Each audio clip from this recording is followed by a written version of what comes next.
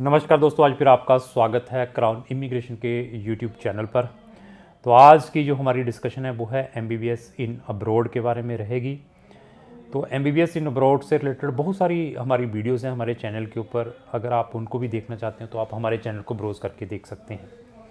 तो आज के जो डिस्कशन के अंदर हमारी यूरोपियन और शेंगन कंट्रीज़ रहेंगी, जिन बच्चों की डेस्टिनेशन एमबीबीएस यूरोपियन और शेंगन कंट्रीज़ में है। तो वहाँ के जो मैक्सिमम है यूनिवर्सिटीज़ के जो इनटेक है ओपन हो चुके हैं। तो पहले मैं कंट्रीज़ के बारे में फिर डिस्कस करूँगा। तो मैं ये भी बता दूँ कि मैं पिछले 2-3 साल से रोमानिया को प्रमोट करता आ रहा हूँ स्टडी। तो रोमानिया ने इस साल से जो अपनी ट्यूशन फीसिस हैं वो रिवाइज़ कर दी हैं। अभी रोमानिया की जो ट्यूशन फीसिस है वो more than 7,000 euro per year की हो चुकी हैं। तो जो मैंने 2 साल पिछले जो काम किया तो 5500 यूरो थी, अभी 5500 से सीधा 7,000 तक आ चुकी हैं फीसिस।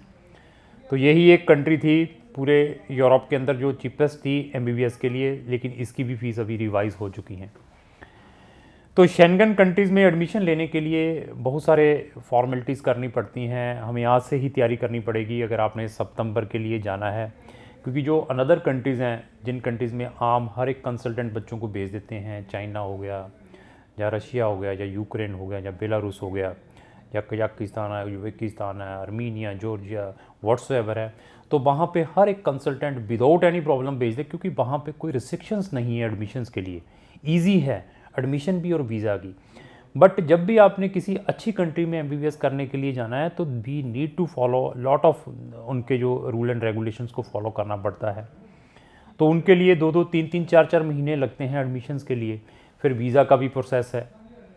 तो अगर आपका एम अच्छी कंट्री से एमबीबीएस करने का है या वहाँ पर ही यूरोपियन या शेंगन कंटिनेंट के अंदर सेटलमेंट होने का है, तो आपके लिए ये बहुत ही बड़ी अपॉर्चुनिटीज़ हैं।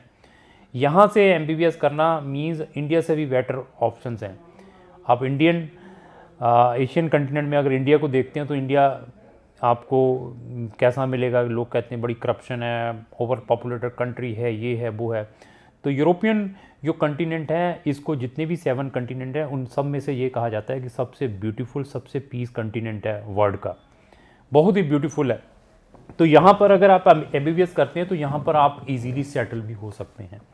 लेकिन यहाँ का जो बजट है वो मिनिमम 35 लाख से मिनिमम स्टार्ट होकर 60-70 लाख रुपए का है। और 6 ईयर की एमबीबीएस है। इन सब के सब जितनी भी मैं कंट्रीज़ के बारे में डिस्कस करूँगा।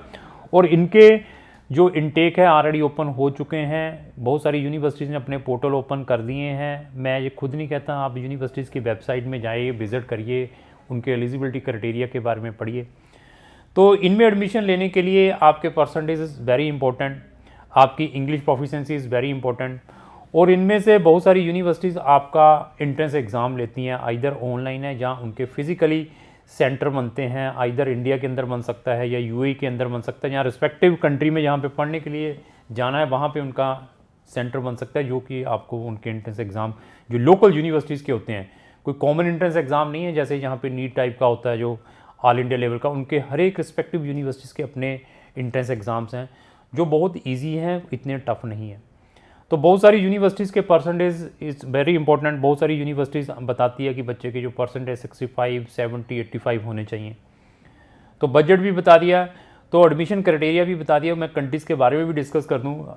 मैं लाटविया, लिथुनिया, एस्टोनिया है, हमारे पास हंगरी है, चेक रिपब्लिक है, पोलैंड है, स्लोवाकिया है। तो ये कंट्रीज़ हैं 7 जिनमें हम शेंगन कंट्रीज़ हैं, जिनमें हम आपके एडमिशन में हेल्प कर सकते हैं। इसी तरीके से अगर मैं यूरोपियन कंट्रीज़ के बारे में डिस्कस करूँ, मेरे पास बुल्गारिया, रोमानिया और क्रोएशिया है। ये 3 कंट्रीज़ है यूरोपियन। यहाँ पर आपका एडमिशन इजीली ऑर्गेनाइज हो सकता है। बट फिर मैंने बता दिया, इनको आपने अनदर कंट्री के साथ कंपेयर नहीं करना है। किनके साथ? यूक्रेन हो गया, रशिया हो गया, चाइना हो गया, क्योंकि वहाँ पे एडमिशन बहुत ईजी है विदाउट एनी प्रॉब्लम। इनमें एडमिशन लेने के लिए कंपटीशंस हैं, क्योंकि इन कंट्रीज़ में एडमिशन लेने के लिए वर्ल्ड लेवल के कंपटीशन है। इन कंट्रीज़ में पढ़ने के लिए उनके लोकल स्टूडेंट्स हैं। इवन जो ऑलरेडी यूरोपियन यूनियन या शेंगन के स्टूडेंट्स होते हैं जिनको अपनी कंट्री में एडमिशन नहीं मिलता, जर्मन वाले को जर्मन में नहीं मिलता, फ्रांस वाले को फ्रांस में नहीं मिलता, या स्वीडन वाले को स्वीडन में नहीं मिलता, वो भी इन 6 जो 7 कंट्रीज़ बताई हैं यहाँ पर एमबीबीएस करने के लिए आते हैं। इवन इन कंट्रीज़ में यूएसए के बहुत सारे आपको स्टूडेंट मिल सकते हैं, इजराइल के बहुत सारे स्टूडेंट मिल सकते हैं, अफ्रीकन बहुत सारे स्टूडेंट मिल सकते हैं, और वर्ल्ड वाइड कंट्रीज़ के स्टूडेंट, रशियन स्टूडेंट्स बहुत यहाँ पर एमबीबीएस करने के लिए आते हैं। तो आपको यहाँ पे स्टूडेंट मिल सकते हैं विदाउट एनी प्रॉब्लम, क्योंकि यहाँ का जो स्टडी का स्टैंडर्ड है एमबीबीएस का बहुत ही बढ़िया है, क्योंकि आपने डॉक्टर बनना है, कंपाउंडर नहीं बनना है जो आम जाकर बच्चे करके आ जाते हैं। अगर आप एक सीरियस स्टूडेंट हैं और अच्छी तरह से एमबीबीएस करना चाहते हैं, करने के बाद एक अच्छे डॉक्टर बनना चाहते हैं, या यूरोपियन कंट्रीज़ में सेटल होना चाहते हैं, जहाँ अपने पेरेंट्स को भी यूरोपियन कंट्रीज़ में सेटल करवाना चाहते हैं, या इनसे एमबीबीएस करने के बाद आपकी डेस्टिनेशन जर्मन में सेटलमेंट की है, फ्रांस में सेटलमेंट की है, या स्वीडन में सेटलमेंट किया है, तो ये जो कंट्रीज़ मैंने बताई हैं, these are the best country for doing the MBBS. और शेंगन के अंदर 26 कंट्रीज़ हैं, और आपको एक वीज़ा के ऊपर यू कैन एक्सेस 26 कंट्री, एक वीज़ा के ऊपर आप 26 कंट्री को एक्सेस कर सकते हैं। आप वहाँ पर जा सकते हैं, देख सकते हैं, उनके जो उनका मेडिकल सिस्टम है उसको समझ सकते हैं, जब आपको किसी भी एक कंट्री का शेंगन वीज़ा मिलता है। इवन उसको करने के बाद आपके पास पूरे का पूरा यूरोपियन कंटिनेंट है सेटलमेंट के लिए, और सेटलमेंट के लिए क्या है कि हर एक कंट्री की अपनी एक लोकल लैंग्वेज है, आपको एमबीबीएस करने के बाद वो लोकल लैंग्वेज क्लियर करनी पड़ेगी, तो बाद में आप इजीली उन कंट्रीज़ में सेटल हो सकते हैं विदाउट एनी प्रॉब्लम। या एज ए सेल्फ एम्प्लॉयड भी हो सकते हैं, या जॉब भी कर सकते हैं। Even during study you have the right to work there part time working के राइट है। इवन इन कंट्रीज़ में आपको पोस्ट स्टडी परमिट भी मिलता है, अगर आप स्टडी कंप्लीट कर लेते हैं, करने के बाद आपको वहाँ पे स्टे बैक भी मिलता है। किसी कंट्री में 6 मंथ का, किसी में 1 साल का, किसी में 1.5 साल का है, डिपेंड है आप कौन सी कंट्री के अंदर हैं। इवन अगर आपने एमबीबीएस की हुई है, आपकी डेस्टिनेशन कनाडा में हायर स्टडी की है, वहाँ पर हमारे पास मेडिकल से रिलेटेड प्रोग्राम है, लेकिन एमडी एमएस नहीं मिलेगा आपके लिए। मेडिकल मैनेजमेंट का कोई प्रोग्राम मिल सकते, ऐसे प्रोग्राम है हमारे पास, पीजी डिप्लोमास प्रोग्राम्स हैं। इवन इसी तरीके से हमारे पास बहुत सारी शेंगन कंट्री में अगर आपने ऑलरेडी एमबीबीएस यूक्रेन से, रशिया से, व्हाट्सएवर कंट्री से की हुई है, तो we have a lot of master degree programs in Schengen country, but not a MDMS.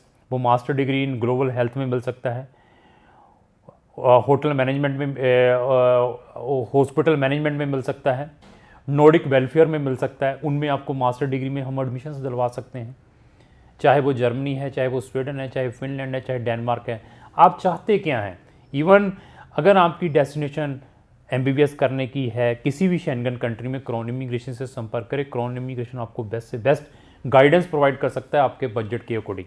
और हमारे जो सर्विस चार्जेस है कंपेरेटिवली जितने भी कंसल्टेंट हैं जो एमबीबीएस को प्रमोट करते हैं उससे कम रहेंगे।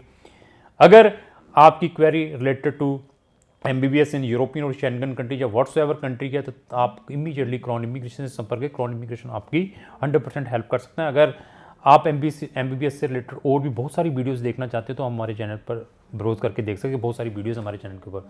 तो लास्ट में मेरी यही रिक्वेस्ट है कि अगर आपको जो मेरी वीडियो अच्छी लगी इसको लाइक एंड शेयर करना ना भूलें। Thank you.